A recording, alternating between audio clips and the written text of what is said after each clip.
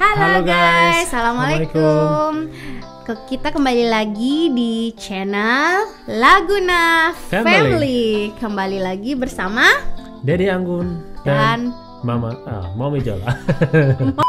Oke, jadi ternyata video kita yang terakhir tuh yang kok bisa sih kita di Jerman, itu ternyata banyak penontonnya dan malah banyak yang penasaran, ingin tambah menggali-gali kenapa sih kita ngambil spesialis di Jerman, terus susah nggak ngambil spesialis di Jerman.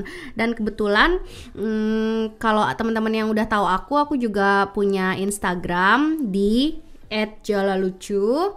Itu aku juga sering ngebahas tentang gimana cara ngambil spesialis di Jerman. Terus kok kayaknya banyak banget pertanyaan yang masuk.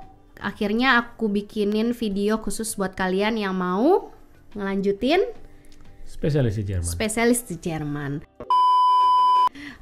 Dari awal, dari Indonesia, gimana sih, apa sih yang diperluin gitu. Ada beberapa pertanyaan yang aku rangkum dari story aku.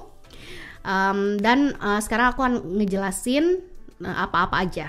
Dedi Anggun udah punya banyak pertanyaan yang dari teman-teman? Ya, siap. Kita mulai. Oke. Oh, kenapa cuman pertanyaannya ke aku? Karena emang kamu mulai dari awal ya, benar-benar mulai dari nol. Artinya tuh karena kamu kuliah di Indonesia. Gitu. Dan banyak juga kan teman-teman yang di Indonesia yang pengen tahu kok gimana sih caranya biar bisa ke Jerman gitu. Karena banyak juga yang ngambil spesialis di sini. Semuanya itu tidak ada yang tidak mungkin. Betul. Ya kan? Betul. Jadi kita jabarin deh satu-satu ya. Kita mulai dari awal, pertanyaan yang paling mendasar.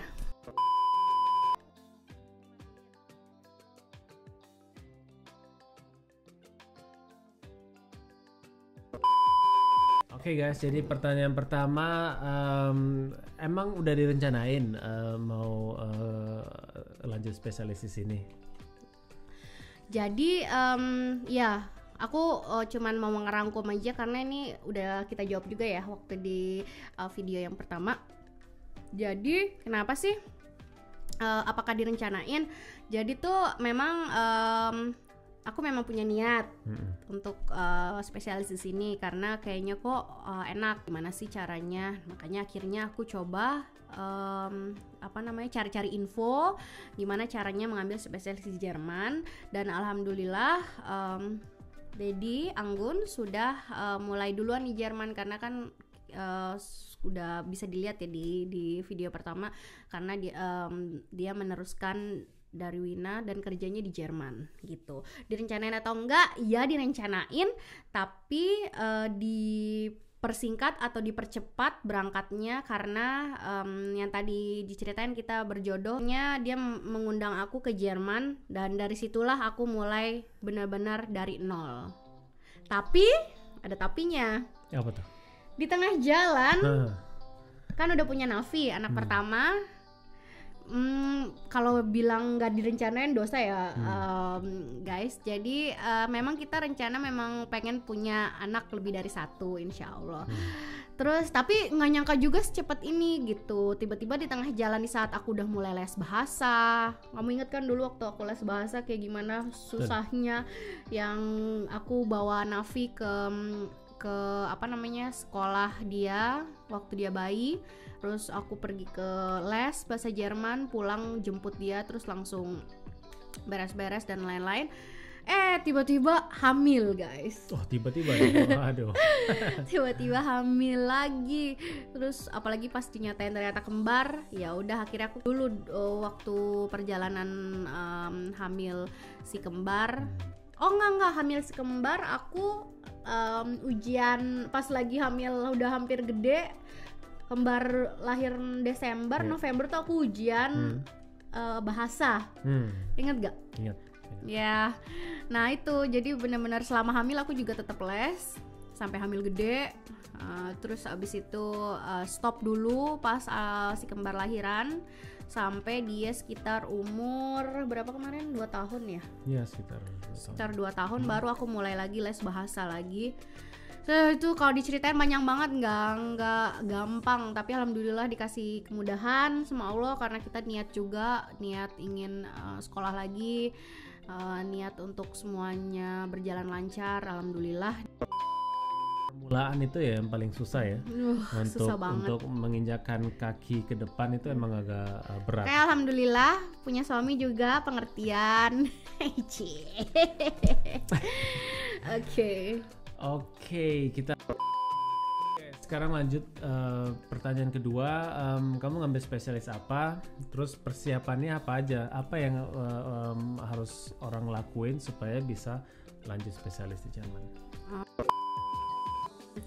Ya, jadi awalnya itu memang tergantung di Bundesland masing-masing. Bundesland itu kayak provinsi ya. Betul. Provinsi di Jerman itu ada banyak. Kebetulan aku dan keluarga tinggal di Bundesland Hessen.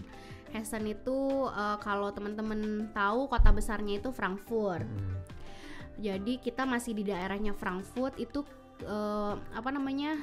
Sebenarnya semua Bundesland rata-rata sama ya. Jadi pertama itu adalah bahasa.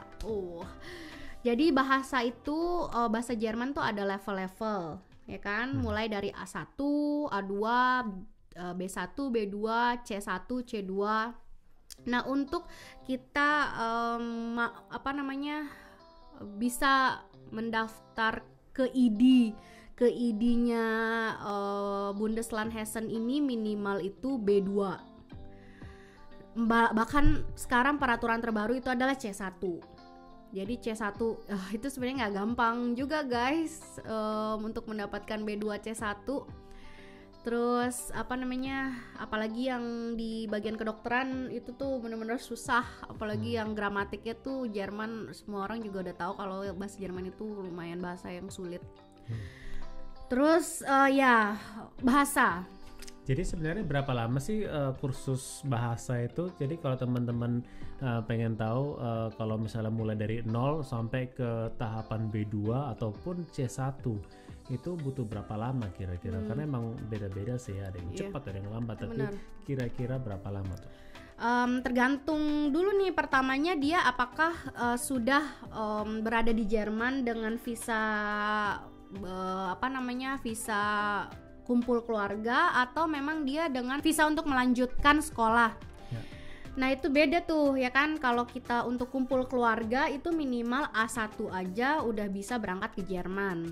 Tapi kalau untuk melanjutkan sekolah itu minimal B1. Dan jangan salah guys, B1, B2 di Indonesia ketika kita terapkan di Jerman itu tuh beda banget. Apalagi bahasa keseharian tuh beda banget ya. Aku dulu sempat A1 di Gute Jakarta. Terus aku juga belajar privat di selama beberapa bulan atau sebulan doang sebelum berangkat ke Jerman. Aku bilang tadi memang kenyataannya tuh di prakteknya tuh nggak segampang yang kita pelajarin gitu, karena dengan kita setiap hari komunikasi dengan orang-orang setempat atau lokal itu kayaknya lebih banyak ya iniannya, lebih cepet gitu, lebih cepat ngomong, lebih cepat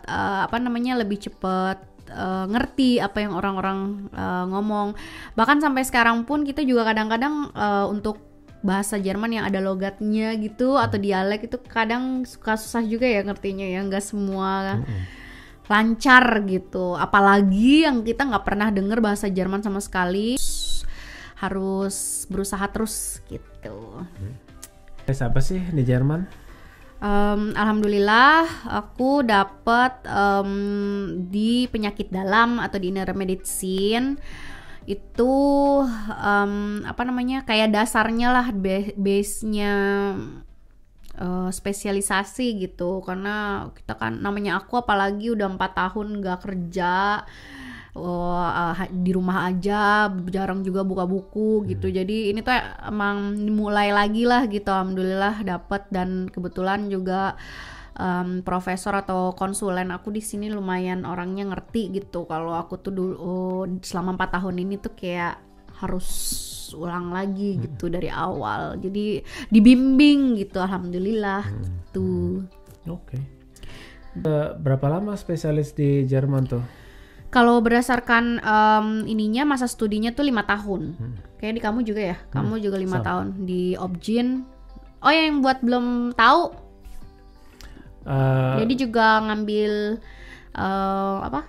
Objin. Opjin itu juga 5 tahun ya. Kebetulan Betul. kamu di tahun terakhir sekarang. Oke. Terus Gimana sih proses pelamaran, terus gimana kok bisa langsung jadi dokter residensi di sini? Apa sih prosesnya dari awal misalnya? ya, sebenarnya mirip ya kayak di Indo. Yang pertama tuh proses administrasi, administrasi itu adalah dengan kalau kita itu caranya pertama kita ngelamar ke rumah sakit yang kita mau misalnya, dan dia kebetulan sedang membuka lowongan karena spesialis di sini bilangnya kerja ya. Jadi membuka lowongan, kalau dia menerima spesialisasi kita ngelamar. Terus kita serahin semua apa yang dia minta, contohnya tuh STR. Banyak juga yang tanya kalau belum UKDI atau apa sih sekarang namanya kayak beda apa gitu, bisa nggak gitu. Jadi nggak boleh. Jadi kita harus terdaftar dulu sebagai dokter di Indonesia. Dengan kita dapat STR, baru kita diperbolehkan di sini juga untuk mengambil spesialis. Ya udah, aku ngelamar ke rumah sakit ini, dan kalau memang kita berjodoh dengan rumah sakit itu dan kita dipanggil TR, terus juga bukan sertifikat, ijazah dokter, ijazah sarjana kedokteran, dokter, pokoknya semua ijazah yang kamu dapat ketika lulus menjadi dokter itu semua harus dibawa. Ya prosesnya nanti aku kasih tahu. Pokoknya intinya udah ke rumah sakit. Terus kalau kita berjodoh akhirnya kita dipanggil melalui email atau telepon kalau kita mau diwawancara sama si petingginya, yaitu di sini sebutannya chef. Chef itu adalah seperti konsulen atau kepala bagiannya ya. Kepala bagiannya. Terus ada namanya Oberarzt. Oberarzt itu adalah konsulen, dan ada juga Facharzt. Facharzt itu spesialis ya. Jadi dan ketika itulah kita diwawancara. Tapi wawancaranya tuh di sini ini ya, kamu juga ngalamin kan waktu itu? Cuman ngobrol aja sih. Sebenarnya ngobrol. Mereka pengen kenal kita tuh sebenarnya siapa. Iya. Terus kenapa kita mau kerja di tempat Jerman, mereka gitu. Iya. Apa sih yang bikin mereka apa sih yang bikin kita mau kerja di sana gitu ya. Intinya sih cuman kayak perkenalan aja ya. Harus dapat persetujuan dari timnya. Kalau mereka, jadi di hari pertama itu kita dibawa ke timnya, perkenalan dengan tentunya dengan spesialis-spesialis yang lain. Terus ketika nanti mereka cocok dengan kita, baru kita putuskan Anda masuk ke tim kita. Jadi intinya kalau udah dapat persetujuan dari rumah sakit ya, atau dari kepala bagian yang disebut sebagai Zusage, kalau udah dapat si Zusage ini baru kita bisa ngelamar untuk surat izin kerja yang disebut sebagai Berufserlaubnis. Gitu ya, Bome. Jadi di Jerman tuh ada 2 ketentuannya untuk bisa bekerja di Jerman. Yang pertama Berufserlaubnis, yang kedua Approbation. Berufserlaubnis sekarang dulu itu gampang banget orang dapetin Berufserlaubnis untuk bisa kerja jadi spesialis. Kalau sekarang karena juga semakin banyak dokter-dokter yang banyak dokter yang dari luar negeri yang untuk pengen ngambil spesialis di Jerman, akhirnya mulailah dibatasin. Halo guys gitu. Halo guys. Mulai dibatasin dengan cara harus Approbation. Approbation itu adalah semacam penyetaraan, which is di sini itu adalah dengan ujian. Ujiannya itu ditanyain bedah, penyakit dalam, terus apa ya? Jadi ya itu yang kedua, aprobasi. Nah, bagaimana cara mendapatkan Berufserlaubnis dan aprobasi? Karena ada di Bundesland tertentu atau provinsi tertentu yang dia udah nggak terima lagi dengan Berufserlaubnis. Tapi ada juga yang rumah sakit yang misalnya dia kekurangan dokter, mau nggak mau dia harus menunggu si dokter ini penyetaraan atau aprobasi. Makanya dia menerima dokter dengan Beruf Erlaubnis. Beruf Erlaubnis itu hanya surat izin kerja sementara yang yang cuman bisa dipakai selama 2 tahun dan tidak bisa diperpanjang. Jadi setelah 2 tahun itu dia harus penyetaran atau aprobasi. Makanya habis itu dia bisa ngelanjutin spesialis. Tapi kalau dia belum punya aprobasi, itu ya di 2 tahun itu stop. Habis itu dia belum boleh lagi kerja di mana karena Beruf Erlaubnis atau surat izin praktek tidak bisa diperpanjang. Tuh. Terus gimana sih cara ngurus Beruf Erlaubnis? Jadi Beruf Erlaubnis itu caranya ya ini masing-masing Bundesland beda-beda ya. Cuman yang aku alamin di Bundesland Hessen ini yaitu tadi yang udah aku sebut STR, terus surat ijazah sarjana kedokteran, ijazah dokter, terus abis itu SKP kita tuh perlu, terus abis itu IPK, iniannya IPK itu juga penting, terus maksudnya yang daftar kredit itu juga penting, terus semua harus ditranslate ke bahasa Jerman dan harus dilegalisir. Itu panjang prosesnya. Jadi legalisirnya itu kalau aku dulu, jadi di ijazah asli dulu di belakangnya itu harus dicap. Jadi aku bawa contoh itu apa aja sih yang harus dilegalisir. Jadi nih, malu nih. Jadi ini ijazah dokter aku. Nah di belakangnya ini yang pertama harus dilegalisir sama Depdikbud dari Departemen Pendidikan dan Kebudayaan. Dicap, abis itu Menhunkam juga harus dicap. Terus ini Kementerian Luar Negeri, abis itu dilegalisir juga di Kedutaan Jerman di Indonesia. Dan ini semua ini yang asli. Semuanya harus dilegalisir dan setelah itu baru ditranslate ke bahasa Jerman. Ini penting banget. Kalau nggak ada ini tuh bisa-bisa diulang lagi. Atau kalaupun memang pokoknya kalau nggak ada ini tuh bisa dibilang tuh kayak gagal gitu. Nah syaratnya itu kalau bisa sebelum kamu berangkat ke Jerman udah dilegalisir semua dan udah ditranslate. Kenapa? Pertama, kan kamu harus bolak-balik Jakarta Jerman, which is mahal banget. Yang kedua, translate di Jerman itu mahal banget. 1 lembar tuh bisa 50 euro minimal. Jadi dan kadang ada juga yang diinin berdasarkan berapa hurufnya.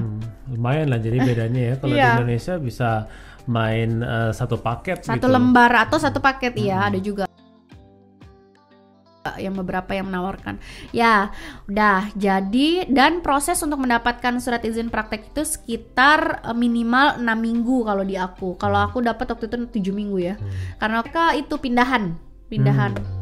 Jadi aku jadi total tuh 7 minggu sampai si surat izin praktek aku tuh aku terima dan baru boleh di rumah sakit. Jadi selama 7 minggu itu nunggu juga sih, harap-harap cemas apakah selesai atau enggak gitu. Tapi alhamdulillah karena doa dari keluarga, dari suami, dari teman-teman, dari semuanya, alhamdulillah lancar gitu.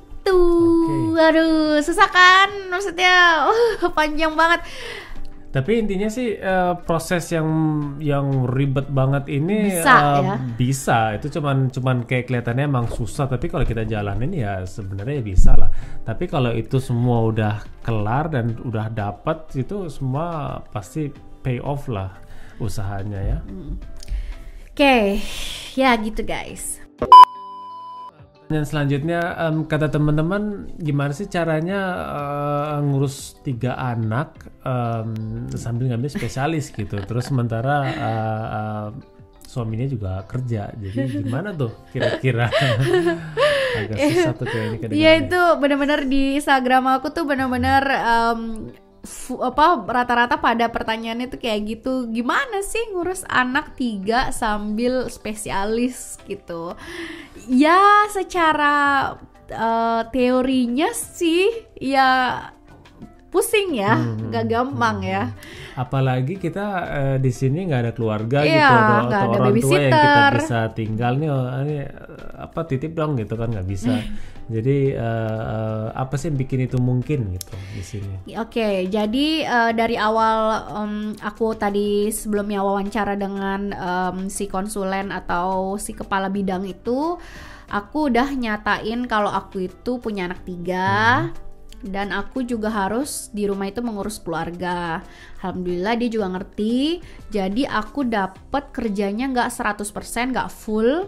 Tapi yang di sini di Jerman enaknya itu bisa kerja berdasarkan persenan. Jadi misalnya untuk kita 5 tahun menjadi masa belajar kita 5 tahun, kita harus belajar 100%.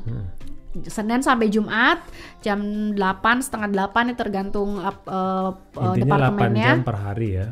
Bener, 8 jam per hari, sampai jam 4 sampai atau setengah 5. Di sini nggak boleh yang namanya udah waktunya pulang tapi masih di rumah lembur. Lembur itu di sini dibayar, dan kalau lebih dari berapa jam itu malah kita diusir, suruh pulang ke rumah, karena itu kan melanggar hak asasinya tenaga kerja gitu. Terus jadi aku udah utarain kalau aku nggak bisa kerja 100%. Jadi aku minta kerja namanya di sini Teilzeit, itu kayak setengahnya. Jadi aku nggak kerja 8 jam tapi sehari itu 6 jam. Jadi dari jam 8 sampai jam sebenarnya cuma sampai setengah 3. Cuman untuk prakteknya nggak selalu setengah 3 ya, bisa jam 3, jam 4. Nah, anak-anak kemana sih anak-anak? Anak-anak alhamdulillah dia udah masuk TK ya dari umur 3 tahun, dan TK-nya juga enak di dekat rumah, tinggal jalan. Jadi pagi-pagi aku ngantar mereka, terus habis itu langsung berangkat ke rumah sakit. Nanti pulang dari rumah sakit jemput mereka. Soalnya dedinya kerja sampai jam 4:30, itu juga paling cepat.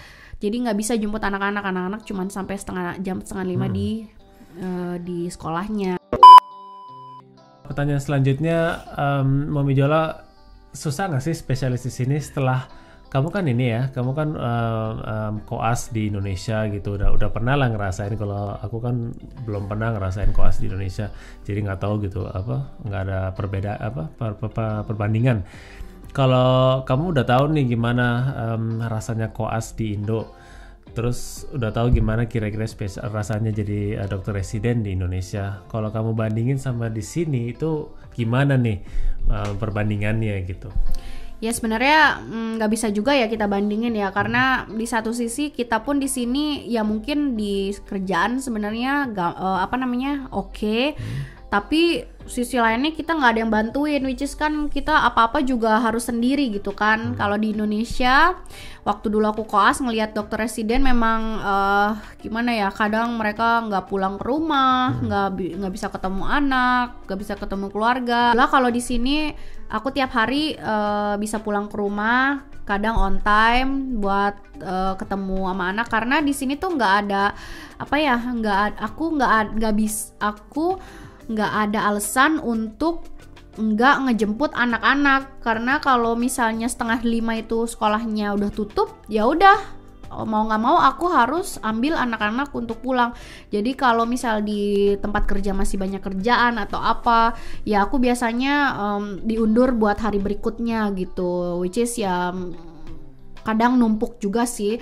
Cuman mau nggak mau emang harus on time karena kan kita punya anak, kita punya tanggung jawab gitu. Jadi nggak cuman kerjaan, tapi keluarga juga harus diutamain gitu ya kan. Kalau prakteknya nggak segampang teori kayak gini ya. Ada juga sih masa-masa kayak masa-masa capek, masa-masa bukan stres sih, cuman maksudnya kayak pressure tuh ada lah pasti kan.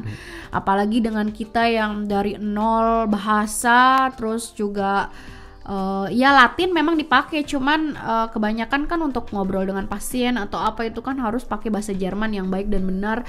Kalau pasien nggak ngerti itu kan kita juga nggak bisa menggali informasi yang banyak gitu. Kita mau tahu apa sih di pasien gitu loh. Jadi intinya yang paling penting itu yang diutamain adalah bahasa. Jadi kalau bahasanya udah bagus banget, insya Allah nggak begitu kesulitan lah, karena dasar dari kedokterannya pasti ada lah dari kuliah.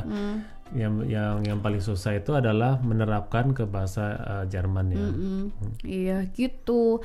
Jadi buat teman-teman di Indonesia yang ingin meneruskan spesialis di Jerman atau ada niat untuk sekolah di Jerman, jangan putus asa dulu.